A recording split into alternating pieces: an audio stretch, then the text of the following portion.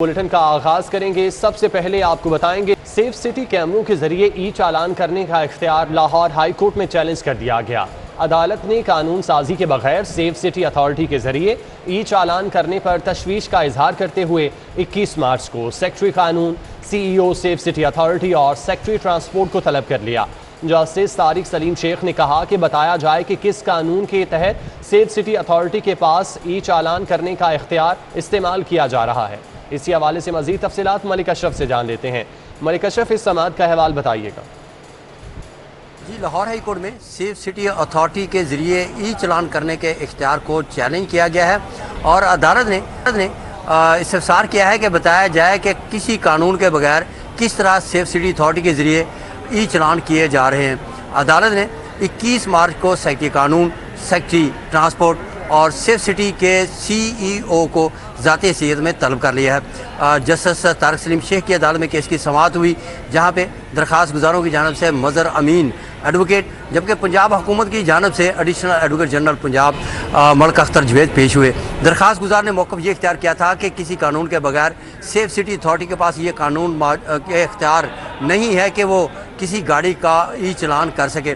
अदालत ने additional advocate general Punjab से इस्तफसार किया कि बताएं कि आप किस कानून के तहत सेफ सिटी अथॉरिटी ई चलान कर रही है, जिस पर additional advocate general Malik Akhtar Javed ने अदालत को आगाह किया कि लाहौर हाई कोर्ट के एक अबूरी हुक्म के तहत सेफ सिटी अथॉरिटी चलान कर रही है, जिस पर जस्टिस तारिक सलीम शेख ने उनसे मुकालमा करते हुए कहा कि सुप्रीम कोर्ट ऑफ पाकिस्तान के कई फैसले मौजूद हैं कि किसी कानून के बगैर कोई इस पर कार्रवाई नहीं हो सकती।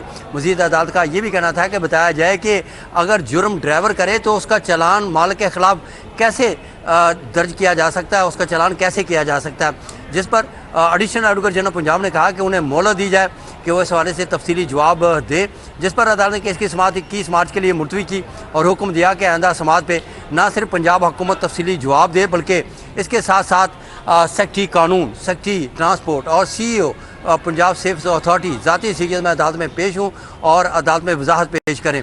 दरख्वास्त गुजार का मौक़िफ़ ये था कि एक अदालती फैसले को जवाज़ बनाते हुए सेफ सिटी अथॉरिटी गाड़ियों के ई चलान कर रही है जो उसके पास इख्तियार नहीं है। तो अदालत से ये सदा की गई थी कि अदालत सेफ सिटी अथॉरिटी के ई चलान करने के इकदाम को गैर आईनी, गैर कानूनी करार। बहुत शुक्रिया।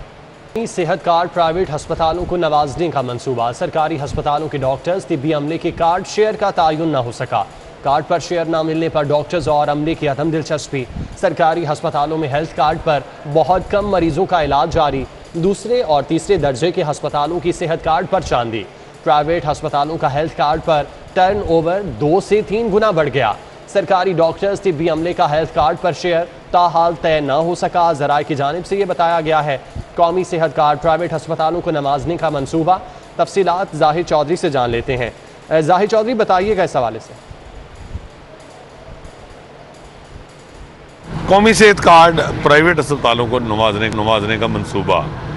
सरकारी अस्पताल बदस्तूर जो है वो नज़रअंदाज किए जा रहे हैं। प्राइवेट अस्पताल ख़ास तौर पर जो B और C कैटेगरी के हॉस्पिटल्स हैं वो सबसे ज़्यादा जो है वो इस वक्त कौमी सेहत कार्ड के ऊपर जो पेशेंट्स हैं उनको ट्रीट कर रहे हैं और उनकी जो आमदनी है, जो उनका टर्नओवर है वो 2 से 3 गुना बढ़ गया है। जबकि दूसरी जानिब सरकारी अस्पतालों में कौमी सेहत कार्ड के ऊपर जो इलाज है उसकी जो ऐलान है वो ज़रूर किया गया था हुकूमत की जानिब से, लेकिन इसके ऊपर अमल दरामद होता हुआ दिखाई नहीं दे रहा, क्योंकि सरकारी अस्पतालों में काम करने वाले डॉक्टर्स, कंसल्टेंट्स, इसके साथ साथ नर्सेज, पैरामेडिक्स हैं, उनके शेयर का ही आज तक तयन नहीं हो सका कि हेल्थ कार्ड के ऊपर जो पेशेंट ट्रीट होंगे उसमें से डॉक्टर्स को कितना शेयर मिलेगा, कितने पैसे अदा किए जाएंगे किसी भी प्रोसीजर के, और इसी तरह नर्सेज, पैरामेडिक्स हैं उनका शेयर क्या होगा, ये तयन नहीं हो सका। सरकारी अस्पतालों में इस जो है वो शेयर के तयन ना होने की वजह से जो पेशेंट्स हैं वो ना होने के बराबर हैं, टर्नओवर बहुत कम है। जबकि प्राइवेट अस्पताल जो हैं ख़ास तौर पर जो B और C कैटेगरी के हॉस्पिटल्स हैं, क्योंकि A और A+ कैटेगरी के हॉस्पिटल्स मेजॉरिटी हेल्थ कार्ड के ऊपर पेशेंट्स को ट्रीट नहीं कर रहे, जबकि अब B कैटेगरी के हॉस्पिटल्स भी कार्ड जो है वो उसके हामिल मरीज़ों का इलाज करने में रिलेक्टेंट हैं।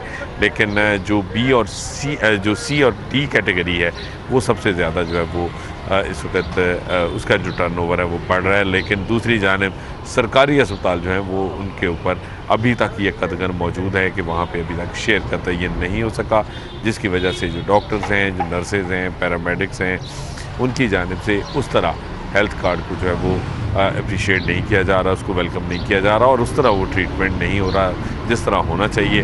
तो लाहौर समेत सूबे भर के जो सरकारी और टीचिंग अस्पताल हैं वो अरबों रुपए का इंफ्रास्ट्रक्चर होने के बावजूद। बहुत शुक्रिया जी आपका। टीचिंग अस्पतालों में निस्कारी कानून MTI एक्ट का नफाज नाकाम। महकमा स्पेशलाइज्ड हेल्थ केयर म्यू अस्पताल में MTI एक्ट नाफिज ना कर सका। म्यू अस्पताल में MTI एक्ट के तहत कायम बोर्ड ऑफ गवर्नर्स तहलील कर दिए गए। किंग एडवर्ड कॉलेज को बहाल करके म्यू अस्पताल पर निस्कारी कानून लागू किया गया था। किंग एडवर्ड कॉलेज की बहाली का ऑर्डिनेंस ही खत्म हो गया। म्यू अस्पताल पर निस्कारी कानून के तलाक का मंसूबा चौपट हो चुका है। मजीद तफसीलात जाहिद चौधरी से जानते हैं। जाहिद चौधरी, इस हवाले से बताइएगा। जी, तब्दीली सरकार की जानिब से जो है वो एक अस्पतालों की जो निजकारी है सरकारी अस्पतालों की, उसका एक मंसूबा जो है वो हुकूमत आते ही बनाया गया था और इसके तहत जो है वो मेडिकल टीचिंग इंस्टीट्यूशन एक्ट जो है वो तैयार किया गया और इस कानून के तहत जो है वो तमाम सरकारी और टीचिंग की निजकारी की जानी थी।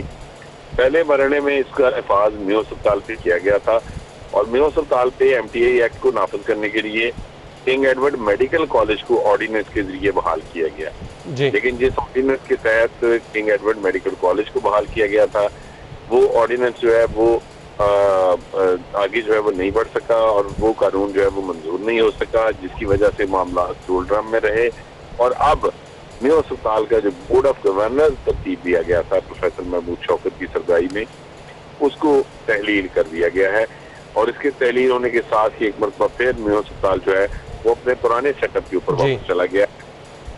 ठीक है, बहुत शुक्रिया, आप हमें तफसीलात से आगाह कर रहे थे।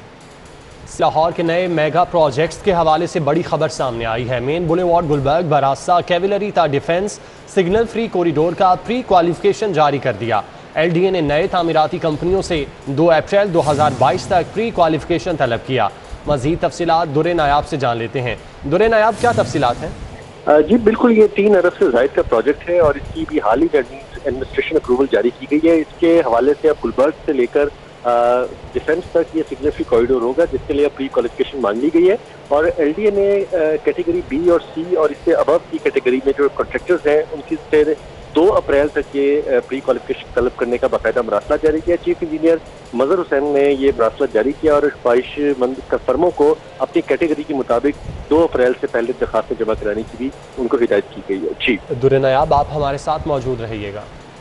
रिवर रावी अर्बन फ्रंट मंसूबे में अराजी खरीदारी में मुबैना तौर पर फ्रॉड की शिकायत। बोर्ड ऑफ रेवेन्यू से 27 से जायद मोजाजात की फर्द बीक जारी करने पर पाबंदी की इस्तदा की गई है। मजीद तफसीलात दुरे नायाब से जानते हैं। दुरे नायाब, इस हवाले से बताइएगा।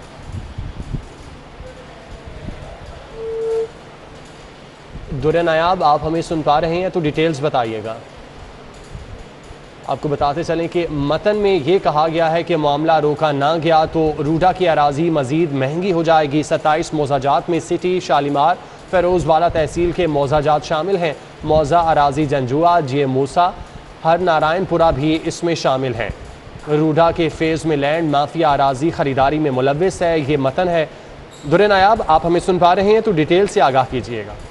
जी बिल्कुल, एग्जीक्यूटिव डायरेक्टर जो रूडा के हैं उन्होंने ये खत लिखा है senior member board of revenue को, जिसमें उन्होंने कहा है कि फ्रॉड और जो जितनी फ्रॉडुलेंट एक्टिविटीज़ हो रही हैं रूडा में ज़मीन के हसूल के लिए, उसको रोकने के लिए अब जो फाइनेंशियल ट्रांजैक्शन के मद में फ़र्ज जारी की जाती है उस पर पाबंदी आयद की जाए और फ़र्ज बे जो है उस पर भी पाबंदी आयद कर दी जाए और इसमें 27 से जायद मौजाजात हैं जिसकी पाबंदी के बारे में लिखा गया है। SMBR ये भी रिक्वेस्ट की गई है कि इस पर फौरी अमल किया जाए क्योंकि अब ज़मीन के रेट्स जो है वो अराजी माफिया की वजह से आसमानों को छूने लगे हैं और प्रोजेक्ट के फेज़ 1 के असूल में ज़मीन हासिल नहीं होगी। इस हवाले से तमाम मौजाजात की लिफ्ट जो है वो भी SMBR को भेजी गई है और फौरी तौर पर पाबंदी के इत्तला की दरखास्त की गई है। जी दुरे नायाब, बहुत शुक्रिया आपका।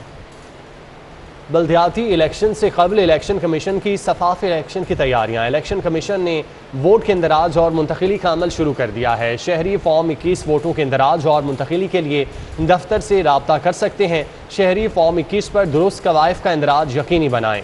फॉर्म 21 पर मुकम्मल क्वाइफ के इंदराज पर ही वोट की मुंतकिली होगी। मजीद तफसीलात राव दिलशाद हुसैन से जानते हैं। राव दिलशाद, बताइएगा।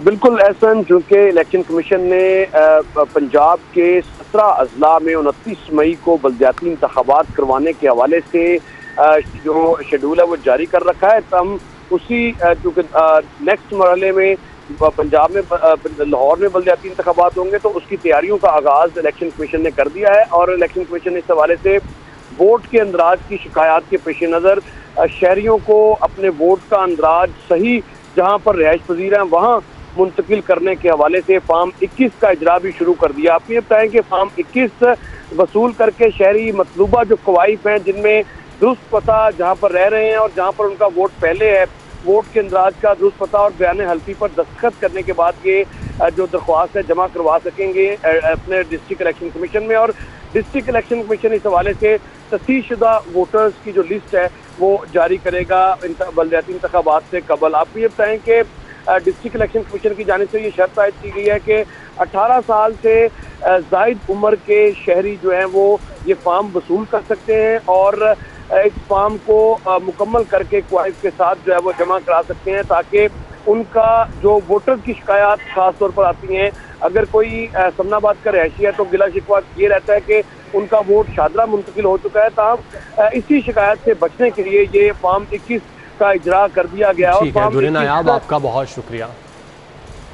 मतरूका वक्फ के इमलाक बोर्ड की ज़मीनों को जालसाजी से मुंतकिली का केस आसिफ हाशमी की 6 मुकदमात में दरख्वास्त ज़मानत पर समाअत। आसिफ हाशमी की 2 मुकदमात में बादस गिरफ्तारी ज़मानत मंजूर कर ली गई। अदालत ने एक मुकदमे में दरख्वास्त ज़मानत को मुस्तरद कर दिया। 3 दीगर मुकदमात में दरख्वास्त ज़मानत पर समाअत कल तक के लिए मुलतवी कर दी गई है। स्पेशल कोर्ट सेंट्रल के जज एजाज हसन आवान समाअत करेंगे। पेस के मुतासरीन की सदर इरफान लतीफ़ जनरल सेक्रेटरी मिर्ज़ा आमिर की क़यादत में लाहौर चैम्बर आमद हुई। पेस सेंटर यूनियन के अहदेदारान ने सदर मियां नोमान कबीर से मुलाकात की। हमारे हर फ्लोर पर बिजली ब्रेकर थे, बिजली 11:15 पर बंद हो जाती है, ताजरान की जानिब से ये बताया गया। मज़ीद तफसीलात शहजाद खान से जानते हैं। शहजाद, इस मुलाकात का अहवाल बताइएगा। और जी बिल्कुल, गुलबर्ग पेस के मुतासरा ताजरों के वफ़द ने सदर इरफान लतीफ़ की क़यादत में Lahore chamber of commerce and industry का दौरा किया और लाहौर चैम्बर के सदर मियां नोमान कबीर, सीनियर नायब सदर रहमान अजीज़ चंद और नायब सदर हारिस अतीक से मुलाकात की। ताजर बरदरी ने इस हवाले से लाहौर चैम्बर से ये मुतालबा किया कि इस तमाम तर मामले की शफाफ तहकीकात जो हैं वो मुकम्मल करवाई जाएँ और जो कल्प्रेट्स हैं इनके खिलाफ कार्रवाई की जाए। इसके साथ साथ पेस की दोबारा कंस्ट्रक्शन, उसकी बहाली जो है वो भी जल्द मुमकिन बनाई जाए ताकि ताजर बरदरी अपने पाँव पर दोबारा खड़ी हो सके।